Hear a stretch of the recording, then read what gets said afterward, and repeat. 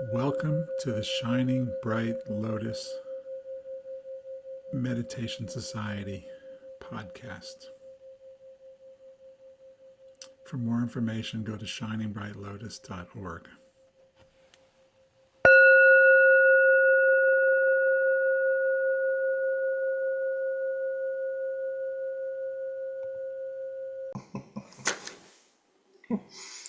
Thank you, Mingpo, and thank you, Ikai, for inviting me in on this Heart of Zen practice. I am having so much fun, and it's been such a delight to celebrate Jun Po, not only explore his teachings, but for me, brought back lots of memories, and I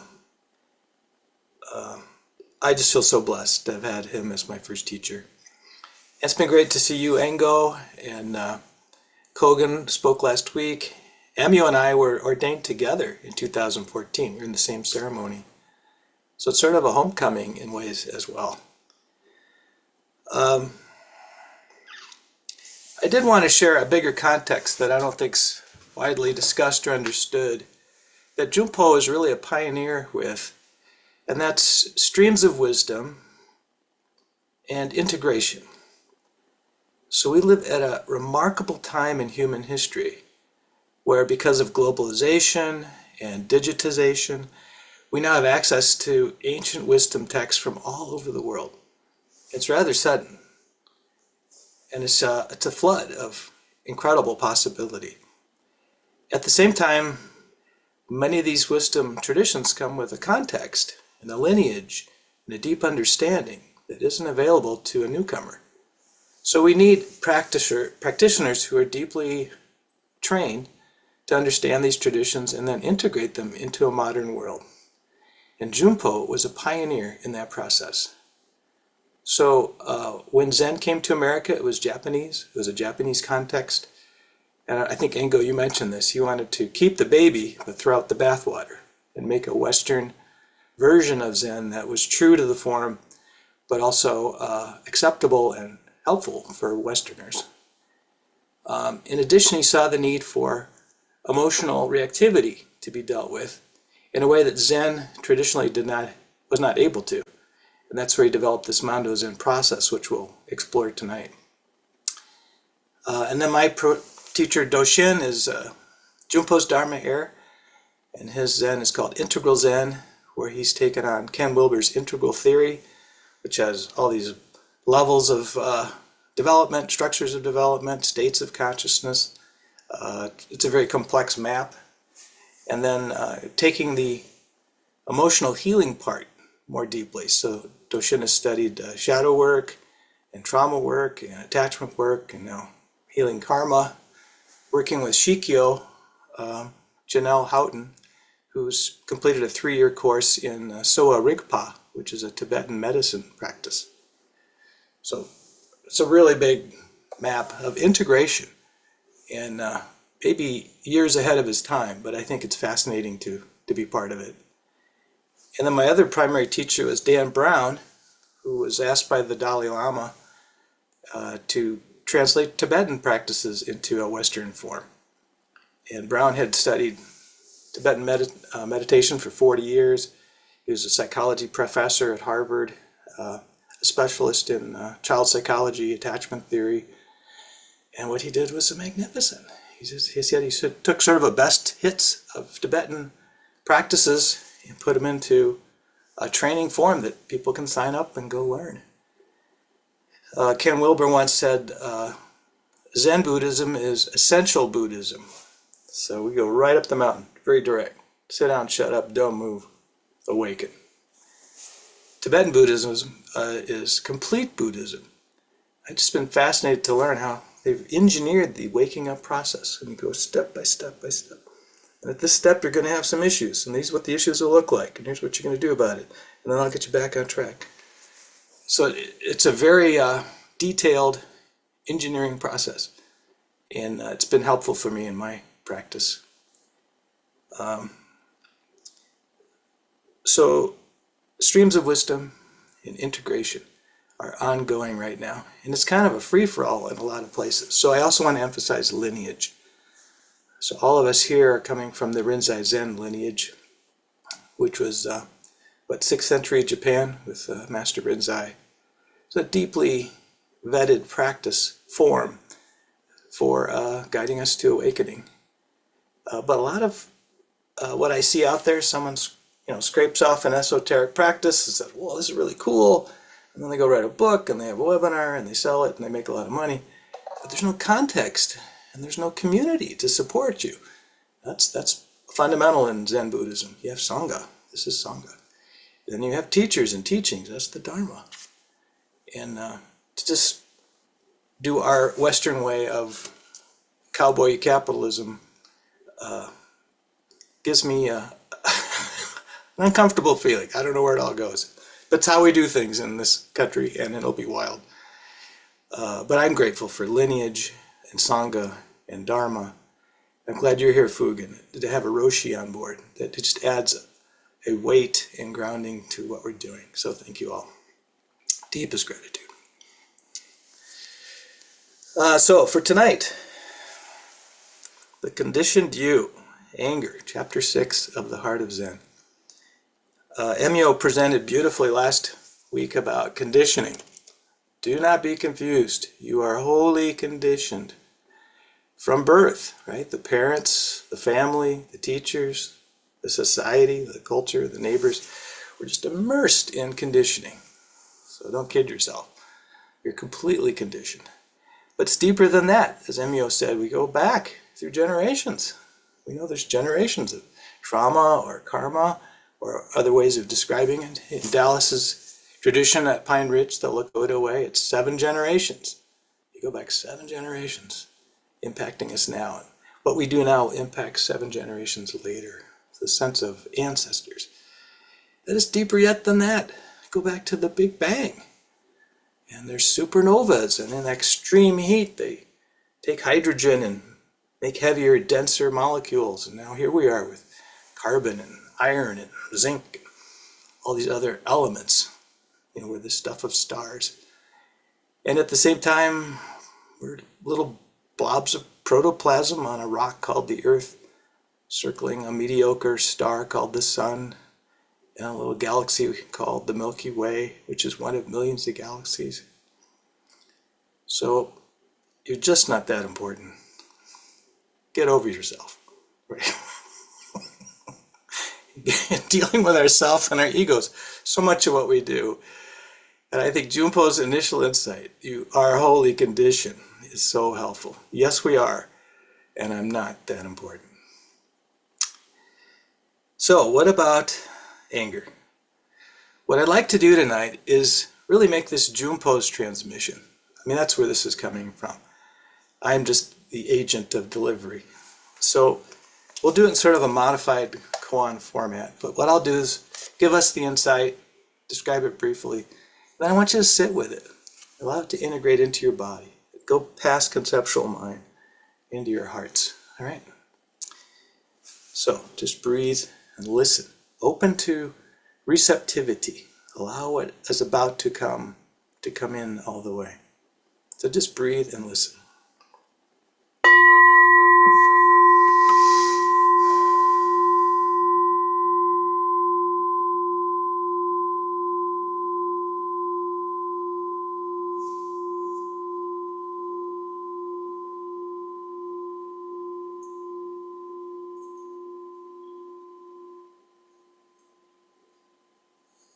Are you hearing that bell, by the way? Good, all right. Wonderful. So first, insight. Anger is sacred. Anger is sacred. Try that on. Is that a thought that you've had? Is that your perspective? In our culture, we fuse anger with violence. So that's what we're going to do here. We're pulling that apart. And we know what violence looks like. Outwardly, it's destructive, right? We hurt things and people. Inwardly, it's destructive. How many of us have an inner critic? Mine is brutal. Woulda, coulda, shoulda. Ugh. Shaming, a shame-based culture. So much suffering.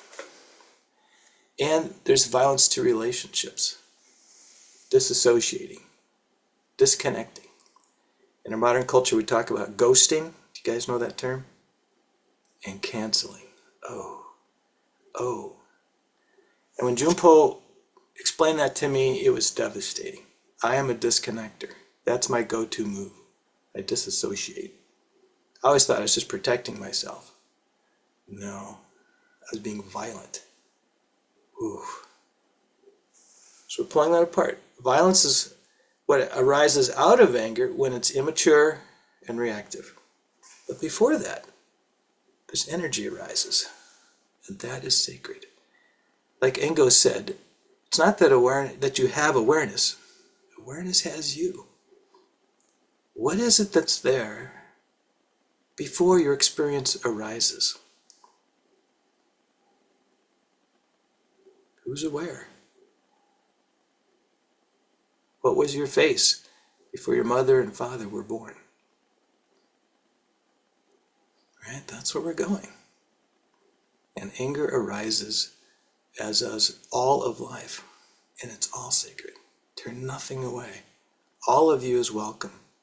All of you is needed if you're going to be whole. So bring it in. So let's just sit with that. Anger is sacred. Integrate that thought.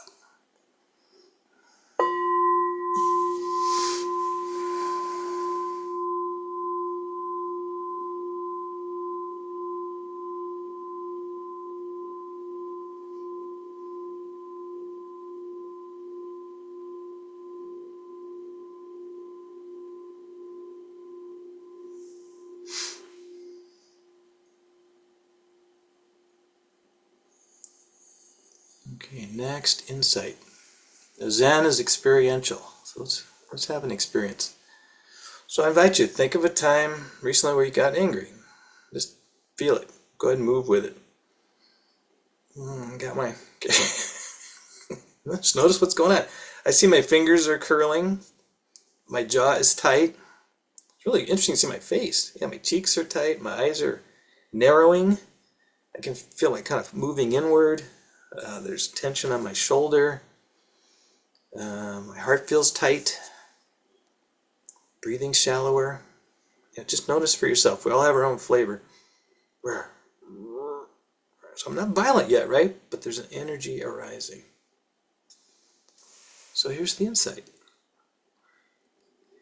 From this view, anger is really intense clarity and deep caring. Anger is the arising of intense clarity and deep caring. Man, this is Jun Po. This is Jun Po. I want to be clear. This is not me. So again, feel it for yourself. Feel the intensity, right? There's intensity. It's actually kind of exciting. It's powerful. There's clarity. I can feel myself narrowing my vision. There's something up, and it needs my attention. And then this was the one that blew me away. And it's coming from deep caring. Have you ever gotten angry when you didn't care? Check yourself on this. Check your own life experience. No. I'm only angry when I care. That one dropped me to my knees. Whoa. Just blew it apart. Yeah. So sit with that. Sit with anger as the arising of intense clarity and deep caring.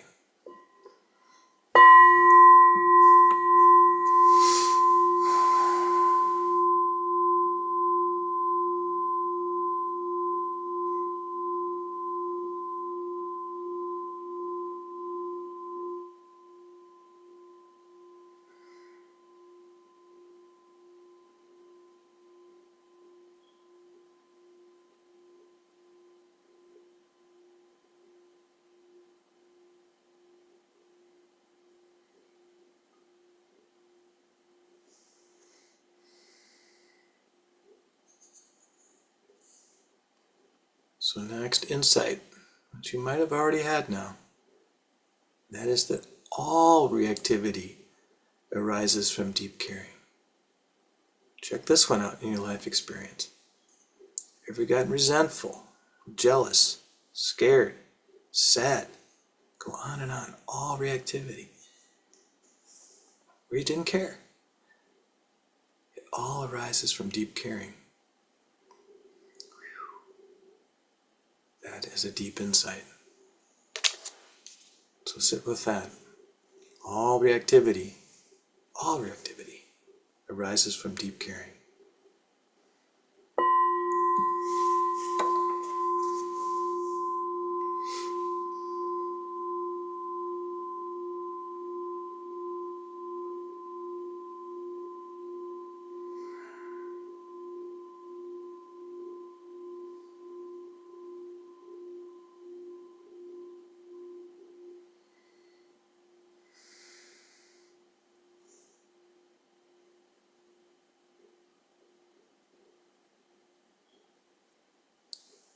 For the next insight, in a real koan process, it'd be one-on-one, teacher-student, or one on a small group, so you get all these transmissions back and forth. Insights arise naturally. So I just want to apologize because I think that's a superior way to teach. But in this format, I'm sort of giving you the insights and then encouraging you to absorb them, make them your own. But let's do the best we can with this one. So go ahead and bring up your anger again. It's not violent yet, but now pretend you got like a remote control. You can pause it, you can play, you can reverse, and just back it up just a little bit. Okay, just back it up a little bit. All the way back to before you reacted. Okay, I'm fine, right? And then there's a right? Something gets your attention, right? Something surprises, right? Needs my attention.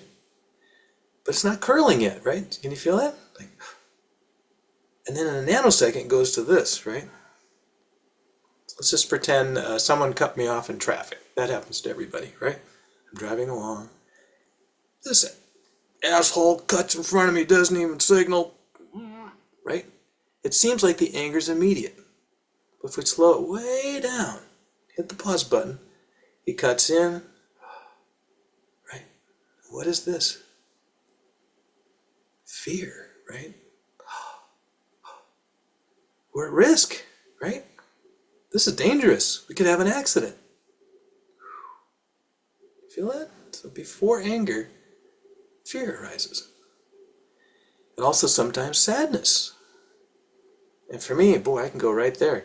If my kids were in the car and somebody did that. Yeah, because my children matter to me. I love them. And you are putting them at risk because of your sloppy driving. That is not okay. Do you get that? So we slow it down in nanoseconds. It's fear, sadness. Pay attention, man. Come on. Then, feel that?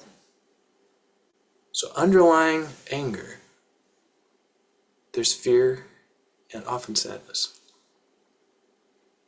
And of course, what underlies those? Deep caring. Yeah, I care about my kids. I care about my car. It may not be too high in terms of spiritual enlightenment. You could have scratched my car. And I care about them. I don't want them to get hurt either, right? So just notice that. It's a nanosecond, but because of Zen meditation, we can slow down our minds and hold the intensity and observe what actually arises. So sit with that. Underlying anger. It's always deep caring, fear and sadness, and then anger. Right? Sit with that insight.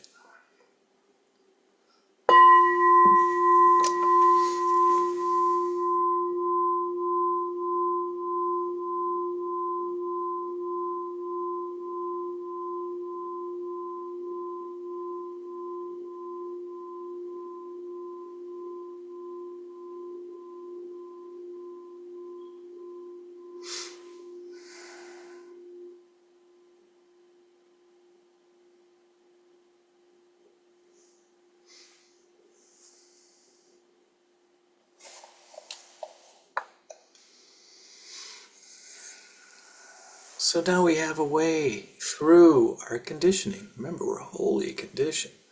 Not just this lifetime, but prior lifetimes, prior since the Big Bang, right? We got a lot of work to get through that.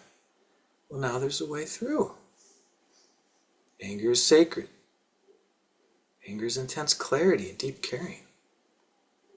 Before it arises, there's fear and sadness. So get curious. Turn in. This is the big thing. You feel reactivity, and you're serious about your Zen practice, turn into it. Instead of moving away from what we call negative feelings or reactivity, we turn into it. And get curious. And the question is clear. What am I so afraid of? What am I so sad about? And what is it I care so deeply about? And just feel how that opens your heart. Yeah. So there's the work. It's not that complicated, but it's a lifetime to undo our wholly conditioned being. So sit with that insight. Turn in and ask, what is it I'm afraid of or sad of? What is it I care so deeply about?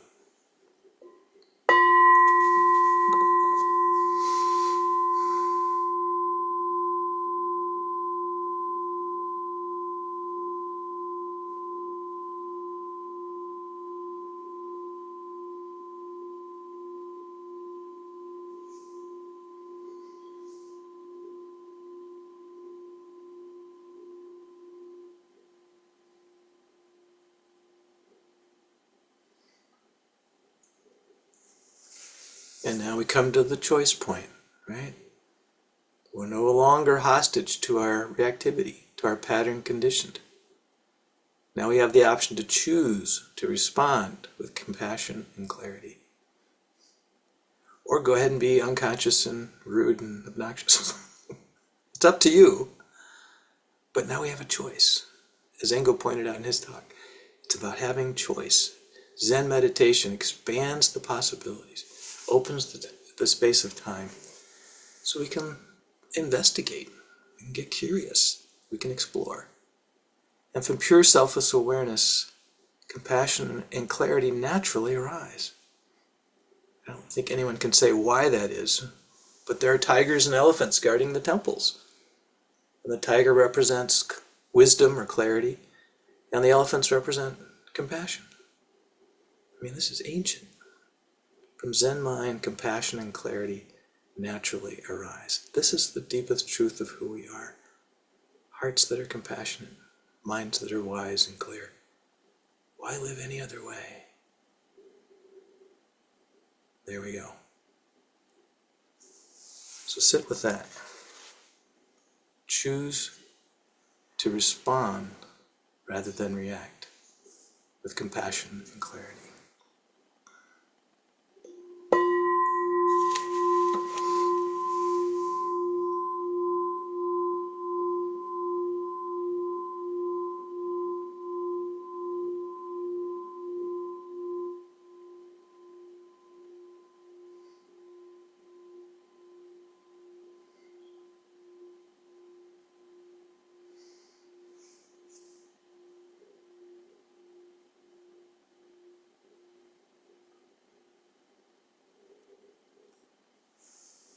All right, and now Jun Po's emotional koan. I believe it's so profound in the whole practice. It's like a hinge. Everything shifts. Everything swings with this koan. And the koan is, has anyone ever made you angry, shamed you, or caused you to disconnect? I mean, doesn't your ego go, heck yeah, Jesus, like all the time, right? Yeah. And I love that. This is such an honest answer. And I'll just ring the bell again.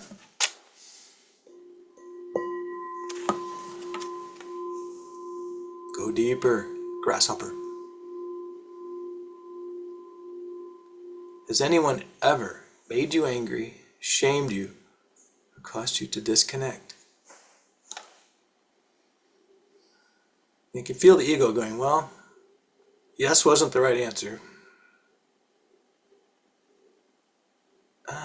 Well, maybe, maybe. I get that one. Maybe. All right, we're going somewhere, right? Things are loosening up. Go deeper.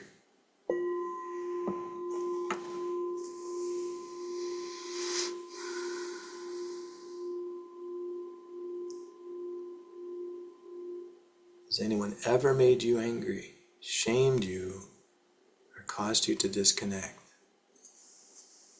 You can just feel the scales fall off when they say no. And in Jun Po's irreverent way, he said, now you're fucked. Right? Nowhere to hide. No one's ever made me angry. That's me, unconsciously or consciously reacting to life. It's on nobody else. No one to blame. No more excuses. Shit. Right? I love my blaming. I love my excuses. My ego. Love those things. Yeah. So just feel the weight of it.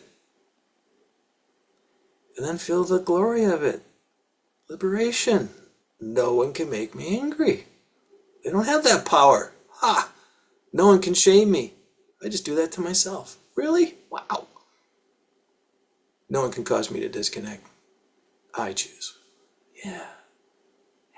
That's liberation.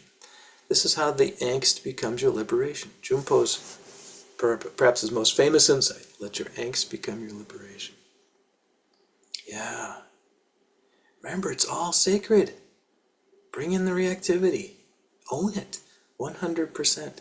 It's okay. You're just being a human being. You're not naughty. You're not sinful. You're not doing it wrong. You're just being human. But now you can be human in a more enlightened way. Lean into it.